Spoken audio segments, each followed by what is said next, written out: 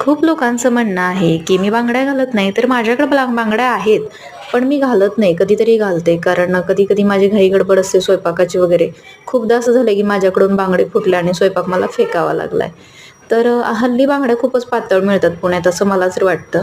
तर आल्या-आल्या घाई गडबड होती स्वयंपाकाची. अंशनी सांगितलं होतं मला मसूरची डाळ बनवायला, म्हणून मी त्यानुसार केली होती तयारी आणि झालं असं की घाई गडबडीमध्ये मसूरची डाळ पूर्ण राशनच्या डब्यात सांडली.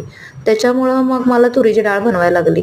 तर असा माझ्याकडून खूप वेळा असा गोंधळ झालेला आहे घाई गडबडीमध्ये.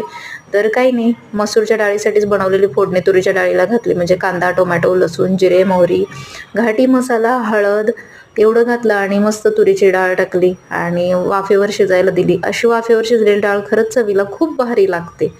तर हा असं माझा मिनी व्लॉग चालू असते. माझं डेलीचं रुटीन हे असंच असतं. साईडला गॅसवरती पाणी ठेवलंय अंघोळीला. बाहेरून ऑफिसवरून आल्यावरती सगळ्यात आधी अंघोळ करावी वाटते मला. तर झालं, पाणी घातलं आणि झाकून ठेवलं आणि अंशला जेवायला बोलवलेलं आहे. आता भात लावला एका बाजूला. तर भात पण झालाय, लावून बाजूला ठेवलाय. तर बघा, मस्त झालेली डाळ. तुम्ही तेवढं सबस्क्राईब करून घ्या आणि आपले हे व्हिडिओ तुम्हाला आवडतायत का मला नक्की सांगा. मिनी व्लॉग बनवू की रेसिपी?